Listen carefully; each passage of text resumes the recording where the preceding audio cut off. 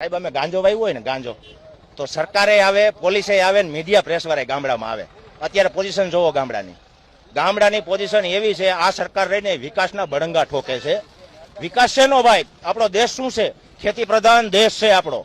તો ખેતીને પેલું પ્રોત્સાહન આપવું જોઈએ, પછી બીજા ઉદ્યોગોને પ્રોત્સાહન અપાય. સાહેબ અમારી ગણતરી એ છે, આખા અદાણી અંબાણીના જ આ સરકાર છે. બાકી ખેડૂતને કોઈ પાછું દેવાના માટે અમારા ભીખ માગવા નીકળવું પડે છે ખેડૂતો માટે. શું કામ? મને ખેડૂતને ભીખ માગીને અમારે પૈસા વિરોધ કર્યો આજે અમે ખેડૂતોને અમારે સહાય નહીં કરે તો આ ખેડૂત વાવેતર છે ના કરશે.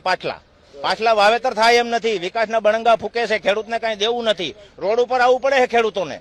ખેડૂતનો સહાય નહીં કાંઈ. 50,000 રૂપિયા એક સામાન્ય ખેડૂત પાસેથી સરકાર ઉઘરાવી લે છે દર વર્ષે. જીએસટી ના ટેક્સ ના દર વર્ષે 50,000 ઉઘરાવી લે તો નાખે છે. ઉપર જીએસટી છે, ખેડૂત ઉપર પૂરેપૂરી. હલર લેવા જાઓ, ખેતી ઓજાર લેવા જાઓ, પૂરેપૂરી જીએસટી.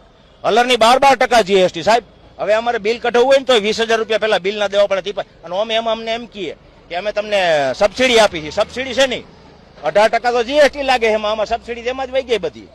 ખેડૂતોને નુકસાની મોટી છે સાહેબ. તમે અત્યારે ગામડામાં જોવો ને પોઝિશન, તમે મીડિયા પ્રેસ લઈને આવો તમને દેખાડું.